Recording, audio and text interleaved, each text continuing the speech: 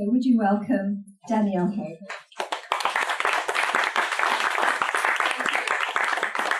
Thank you, Maggie, and thank you for organising this wonderful event, for having me here. And the police have closed the A10, so that was the problem. And I was sitting in a stationary thing thinking, oh, I've got loads of time. I haven't got loads of time as you go on. Anyway, this poem's called Exodus, and it starts its journey in Ramsgate. And I think I was moved by that because Ramsgate is a kind of UKIP stronghold, anti-refugees, and but I was reflecting on how actually it had been a place that used to welcome people. So, Exodus.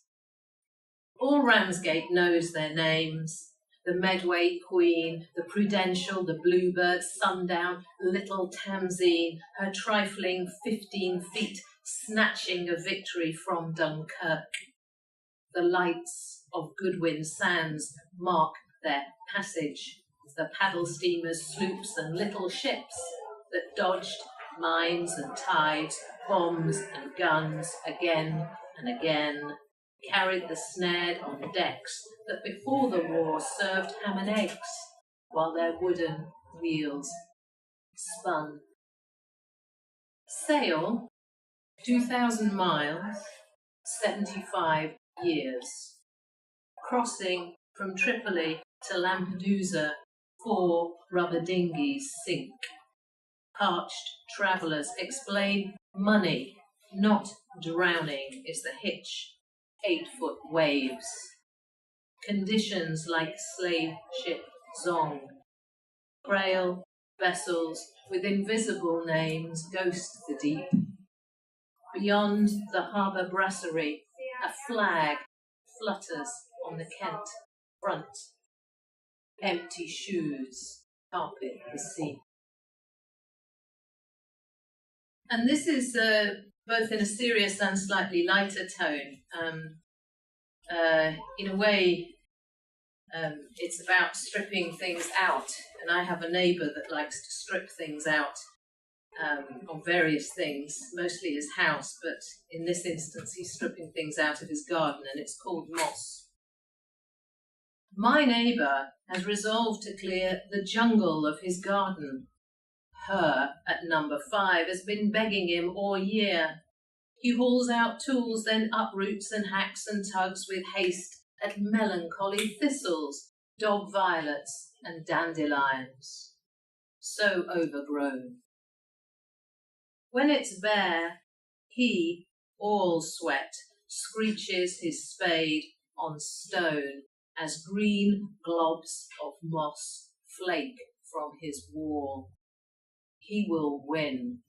What if his arms bleed, his hands ache? With the algae gun, he ripples sticky foam into veins and cracks to kill the last willful tentacles. The wall, stripped back to its stones, topples like untendoned bones.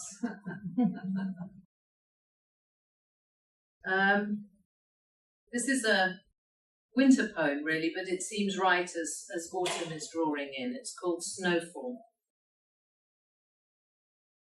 This evening, at around 5 o'clock, snow blizzards into the darkness from a sky that was orange all day.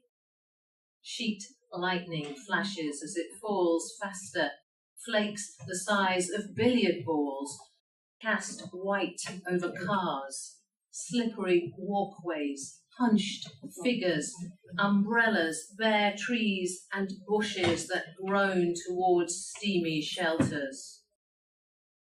Such snow-patterned gardens evoke other winters, snowballing in the park, shabby, sculpted men with onion noses and floppy hats, cold outside, cold houses. But how would it have been, my love, if we had journeyed in crueler snow, herded into trucks, or to labour beyond borders, sour bread frozen in the hand, starved to the frailest naked twig? I light a candle on my table. Picture your hands. How lucky I am to know their contours, to watch them jostle pans on your stove, and under wooden beams as you slice potatoes and bread, a soft gas flare warms the landscapes of our skin. And probably I think the last one. So this one is it's a giraffe. So I have this idea of creatures that might appear. I wrote a poem called City Fox when foxes weren't that common in London, and I'm originally from the countryside in the north of England, and now they're everywhere.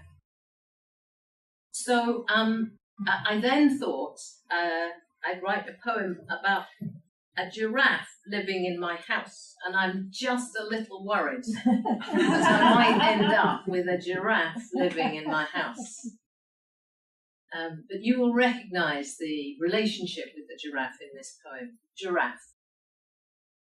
All month, a giraffe has been walking through our rooms, sunlight glancing from his marbled hide as he peers out of a window, chews on clematis and honeysuckle.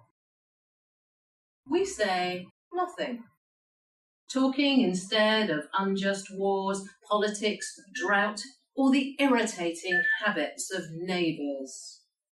When friends visit, we shoo him into the box room, but he understands nothing, plods down soft steps, feet slipping on floorboards as he snuffles his long lips under the sofa, searching for crumbs.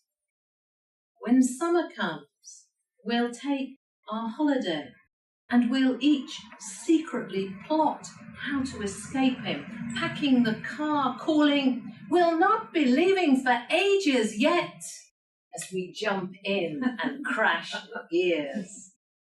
But down the motorway, in the hum of engine and classic FM, we'll turn to see him stretch out on the back seat. Chocolate eyes blinking in the breeze. Thank you, and thank you.